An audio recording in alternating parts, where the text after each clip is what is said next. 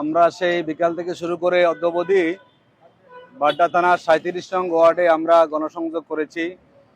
বিভিন্ন শ্রেণী পেশা মানুষের সাথে আমরা কথা বলেছি। আলহামদুলিল্লাহ, মানুষ আমাদেরকে সাদরে গ্রহণ করে নিয়েছেন। আসসালামু আলাইকুম।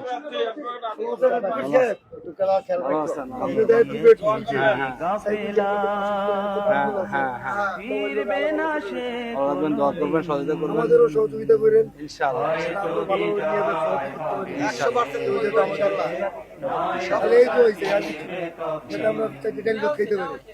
সবাই দোয়া করবেন ইনশাআল্লাহ। শুভেচ্ছা আমাদের পক্ষ থেকে। ভালো থাকবেন। কোথায় ভালো লাগবে?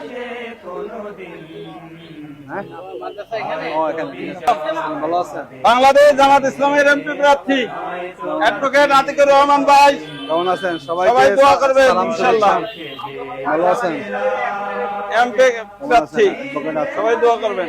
ভালো আছেন? কোনো অসুবিধা নেই তো? আমাদের দোয়া করবেন, ভালো ব্যবসা করবেন।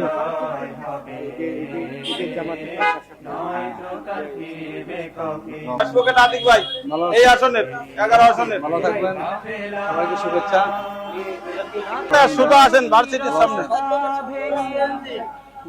সবাই তো মনে পড়ালেখা মধ্যে সবাই আমার পড়ালেখা এখন আছে। বিশেষ করে নেই। দোয়া করেন। আসসালামু আলাইকুম।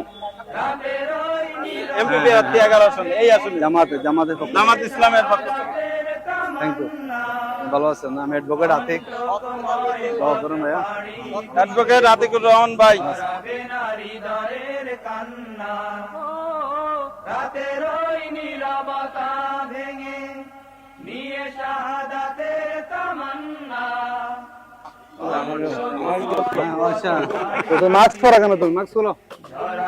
বাংলাদেশ জামাত ইসলামের এমপি প্রার্থী অ্যাডভোকেট আতিক ভাই 11 আসনের। আমরা সবাইকে এখানে শ্রমিক না মালিক।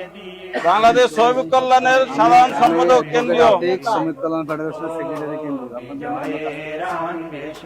এলাকায় জামাতের পক্ষ থেকে 11 আসনের কাছে।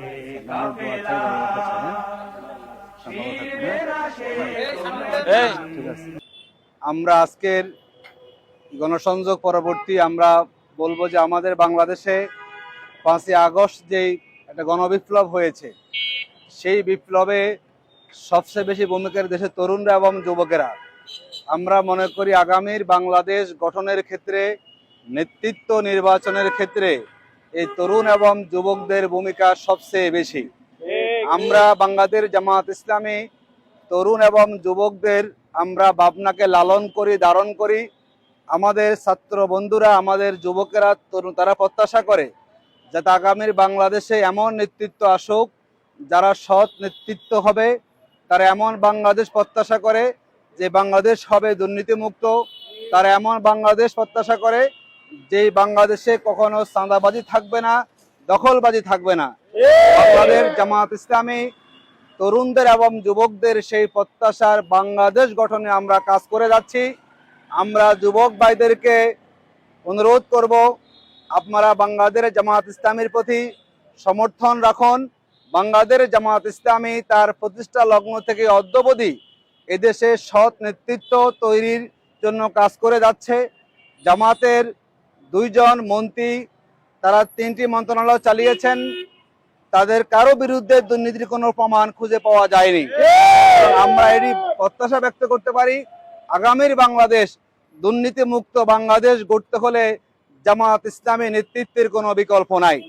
আসুন আমরা আসন্ন ত্রয়োদশ সংসদ নির্বাচনে জামাত ইসলামীকে আমরা বিপুলভাবে সমর্থন করে ভোট দিয়ে পার্লামেন্টে জামাতে প্রতিনিধি পাঠানোর মধ্যে দিয়ে আগামীর সুন্দর বাংলাদেশ আমরা গঠন করি। আল্লাহ রাব্বুল আলামিন আমাদেরকে তৌফিক দান করুক। আসসালামু আলাইকুম ওয়া রাহমাতুল্লাহি ওয়া বারাকাতুহু।